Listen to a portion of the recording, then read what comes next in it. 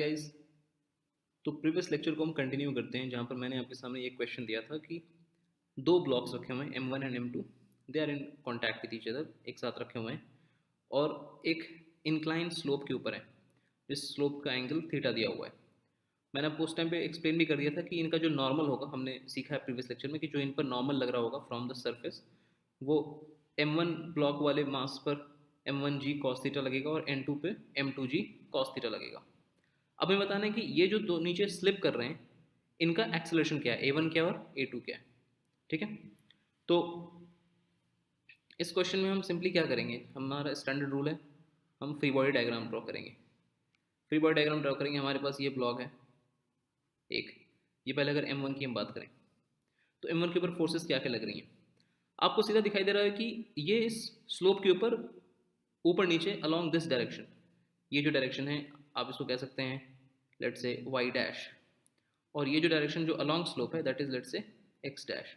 मैं जस्ट एक नाम ले रहा हूँ, जो कि जैसे देखिए नॉर्मली ये जो होता है, ये होता है x, ये होता है y, दोनों के बीच एंगल होती है 90 डिग्री। वैसे ही बस एक डायरेक्शन का नाम दे रहा हूँ मैं, जो कि अलॉन्ग द स्लोप है दैट इज x डैश, और जो परपेंडिकुलर टू द स्लोप है दैट इज y डैश। तो आपको दिख रहा है कि कुछ भी हो जाए, ये दोनों ब्लॉक जो हैं ये परपेंडिकुलर तो कुछ नहीं मूव कर रहे हैं ना, ये इसके ऊपर नीचे तो नहीं हो रहा, ये बराबर अलॉन्ग द प्लेन ही मूव कर रहे हैं। यानी कि इनका जो भी एक्सेलरेशन होना है वो along the plane X dash ही होना है ना। ठीक है, तो ये कभी भी अगर रैंडम डायरेक्शन होगा तो हमेशा ये क्या करना है, हमें देखना है कि एक्सेलरेशन किस डायरेक्शन में। अब जिस डायरेक्शन में एक्सेलरेशन है उसी डायरेक्शन में हम फोर्स ड्रॉ करेंगे। तो अगर हम देखें, इसके ऊपर एक ऊपर की तरफ फोर्स लग रही है N1, ठीक है, that is M1g cos theta. और कौन सी फोर्स लग रही है, नीचे लग रही है ग्रेविटी, नीचे की तरफ। तो मैंने प्रीवियस लेक्चर में आपको एक्सप्लेन कर दिया था कि अगर ग्रेविटी नीचे लग रही है तो इस डायरेक्शन में ग्रेविटी का कंपोनेंट क्या होगा, वो कंपोनेंट होगा M1g sin थीटा। ठीक है, तो हमें देखना है A1, यानी कि हमें निकालना है force acting along x dash. अब इस ब्लॉक M1 पर और कौन सी फोर्स लग रही है, ये पीछे से M2 इसको पुश करेगा, ये पीछे से ऐसा, तो ये M2 इस M1 पर कुछ ना कुछ नॉर्मल तो लगाएगा, क्योंकि दोनों कांटेक्ट में और पुश कर रहा है पीछे से।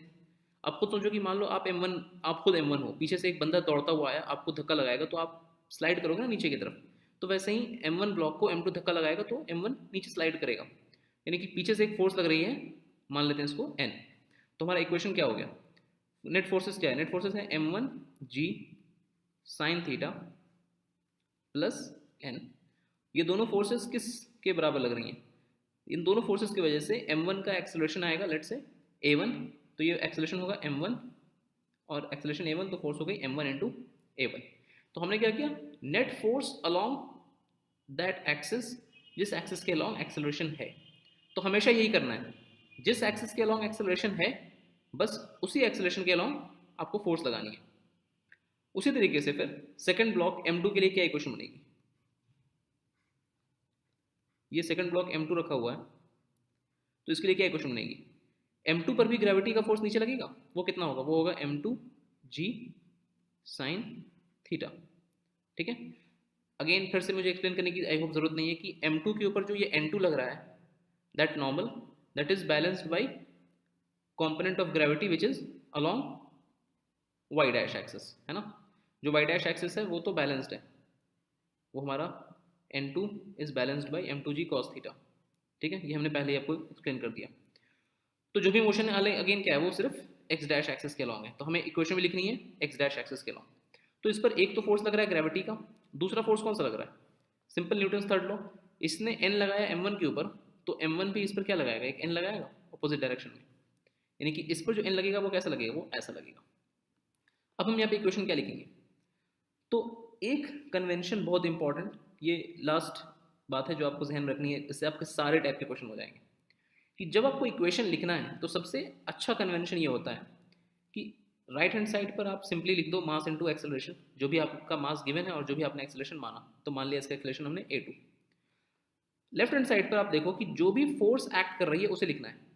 अब हमारा कन्वेंशन ये है कि फोर्स अलॉन्ग एक्सेलरेशन उसे हम मानते हैं पॉजिटिव।